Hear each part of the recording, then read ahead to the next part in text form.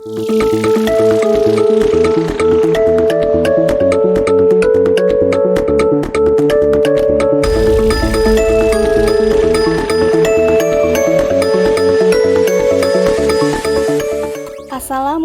warahmatullahi wabarakatuh. Perkenalkan, saya Aprilia Tripurwandari, dosen Keselamatan dan Kesehatan Kerja, Program Studi Teknik Industri Universitas Al-Azhar Indonesia. Pada perkuliahan kali ini, saya akan mengajar tentang K3 konstruksi. Dasar hukum yang mengatur K3 konstruksi di Indonesia antara lain: 1. Undang-Undang Nomor 1 Tahun 1970 tentang Keselamatan Kerja. 2. Permenaker Trans Nomor 1 Tahun 1980 tentang K3 konstruksi bangunan. 3. Keputusan bersama Menteri Tenaga Kerja dan Menteri Pekerjaan Umum Nomor 174 dan 104 Tahun 1986 tentang K3 pada tempat kegiatan konstruksi beserta pedoman pelaksanaan K3 pada tempat kegiatan konstruksi. 4. Peraturan Pemerintah Nomor 50 Tahun 2012 tentang penerapan sistem manajemen K3. Yang terakhir adalah Peraturan Menteri Pekerjaan Umum Nomor 5 Tahun 2014 tentang pedoman sistem manajemen K3 konstruksi bidang pekerjaan umum. Dapat dilihat bahwa berdasarkan data BPJS Ketenagakerjaan, sektor konstruksi menempati urutan pertama dengan data kecelakaan kerja paling tinggi di Indonesia dengan jumlah persentase sebesar 31,9%, yang disebabkan oleh berbagai macam penyebab. Yang pertama, karena jatuh dari ketinggian sebesar 26%, karena terbentur sebesar 12%, tertimpa sebesar 9%, dikarenakan mesin dan alat 8%, karena alat kerja manual 7%, karena sistem transportasi 7%, dan karena penyebab lainnya 6%. Potensi penyebab kecelakaan kerja atau hazard yang terdapat pada kegiatan konstruksi antara lain: pertama, physical hazard berupa kelembapan, suhu, cahaya, getaran, dan lain sebagainya yang melebihi nilai ambang batas.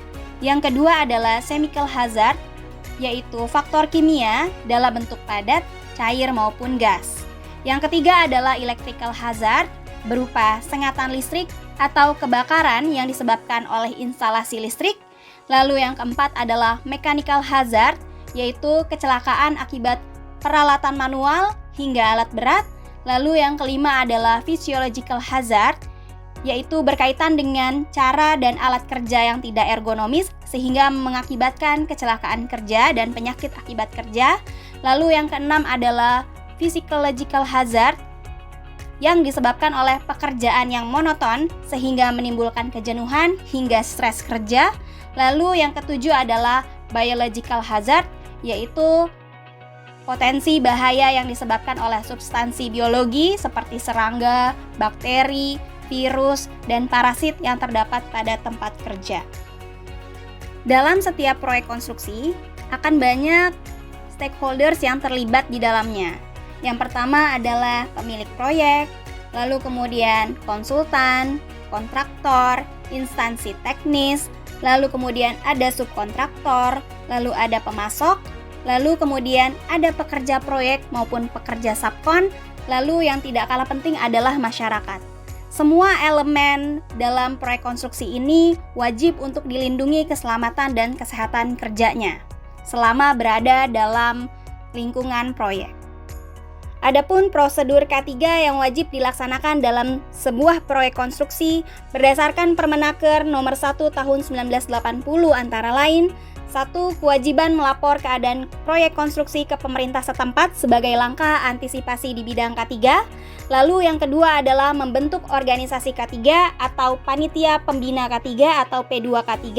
Yang ketiga adalah melakukan identifikasi K3 sebelum proyek dimulai dan segera mempersiapkan syarat-syarat K3 sesuai dengan ketentuan. Yang keempat adalah menerapkan sistem manajemen K3 yang terintegrasi dengan manajemen proyek. Yang kelima adalah membuat akte pengawasan K3 proyek konstruksi.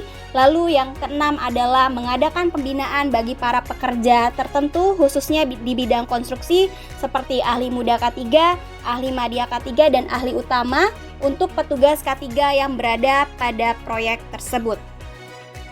Untuk meminimalisir kecelakaan kerja yang disebabkan oleh alat kerja yang terdapat pada proyek konstruksi, harus dilaksanakan pengesahan pemakaian atau sertifikasi terhadap alat maupun operator yang mengoperasikan alat kerja dalam proyek konstruksi. Alat yang digunakan harus memenuhi syarat administratif, sudah dilakukan pemeriksaan visual dan pengujian beban, lalu kemudian mendapatkan rekomendasi atau izin dari Dinas Tenaga Kerja terhadap penggunaan alat tersebut. Begitu juga untuk personil yang mengoperasikan alat, yaitu personil-personil yang memang sudah tersertifikasi dan memiliki lisensi untuk mengoperasikan alat-alat konstruksi.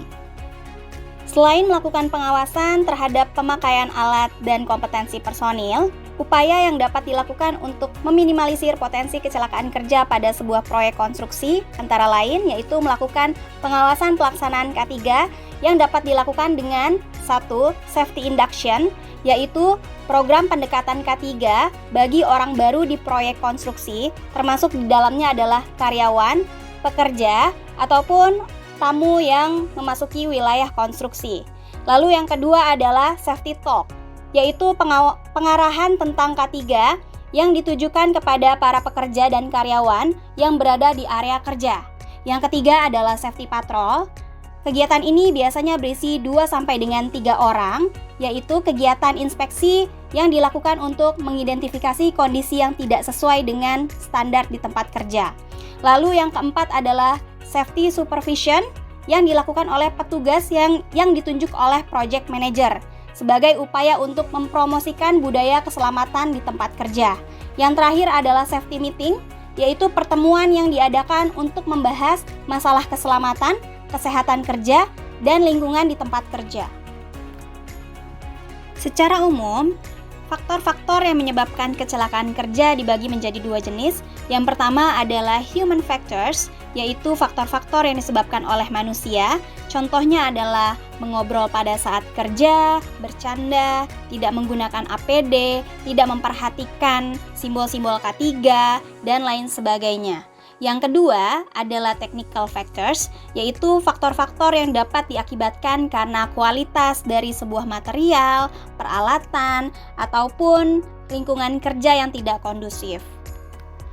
Upaya yang dapat dilakukan untuk mencegah terjadinya kecelakaan kerja yang disebabkan oleh human factors yaitu yang pertama dengan melakukan pemilihan tenaga kerja, terutama tenaga kerja yang membutuhkan kompetensi tertentu seperti ahli K3 bidang konstruksi, lalu kemudian operator-operator yang mengoperasikan alat-alat itu sudah harus tersertifikasi.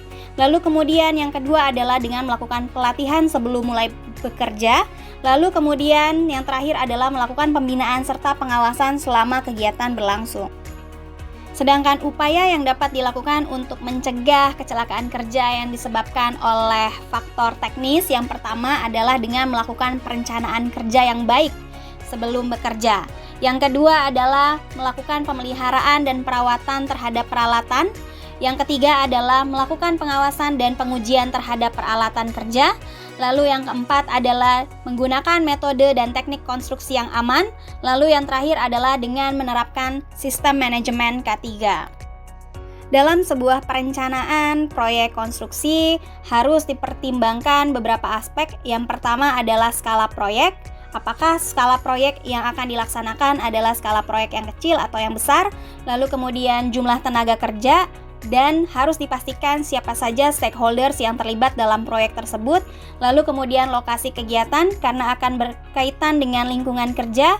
Lalu kemudian potensi dan risiko bahaya yang terdapat dalam proyek konstruksi. Lalu peraturan dan standar yang berlaku. Dan yang terakhir adalah teknologi proyek yang digunakan untuk memastikan apakah ada potensi bahaya yang dapat diakibatkan oleh teknologi yang digunakan tersebut. Salah satu stakeholders penting dalam sebuah proyek konstruksi adalah kontraktor. Untuk memilih kontraktor, perusahaan harus memastikan bahwa kontraktor tersebut sudah memiliki CSMS atau Contractor Safety Management System. CSMS adalah suatu sistem manajemen untuk mengelola kontraktor yang bekerja di lingkungan perusahaan. CSMS merupakan sistem komprehensif dalam pengelolaan kontraktor sejak tahap perencanaan sampai dengan pelaksanaan pekerjaan. Tujuannya adalah untuk meyakinkan bahwa kontraktor yang bekerja di lingkungan perusahaan telah memenuhi standar dan kriteria K3 yang ditetapkan perusahaan, lalu kemudian sebagai alat untuk menjaga dan meningkatkan kinerja K3 di lingkungan kontraktor, dan yang terakhir adalah untuk mencegah dan menghindarkan kerugian yang timbul akibat aktivitas kerja kontraktor. Upaya terakhir yang dapat dilakukan untuk meminimalisir kecelakaan kerja pada sebuah proyek konstruksi adalah dengan menyediakan alat pelindung diri atau APD yang layak pakai. APD yang digunakan pada sebuah proyek konstruksi antara lain safety helmet untuk melindungi kepala, earplug atau earmuff untuk melindungi telinga, lalu kemudian sarung tangan, lalu kemudian safety shoes untuk melindungi kaki, lalu kemudian kacamata untuk melindungi mata, lalu kemudian ada masker ataupun respirator untuk melindungi pernafasan, lalu rompi ataupun pakaian pelindung. Dan ada juga yang disebut dengan safety harness atau body harness yang digunakan pada pekerjaan konstruksi di ketinggian dan pekerjaan memanjat. Berikut merupakan contoh situasi pada proyek konstruksi. Coba teman-teman temukan apa saja hazard atau potensi bahaya yang terdapat pada ilustrasi tersebut. Temukan sebanyak-banyaknya potensi bahaya yang bisa menyebabkan kecelakaan kerja. Sekian untuk kuliah K3 kali ini. Wassalamualaikum warahmatullahi wabarakatuh.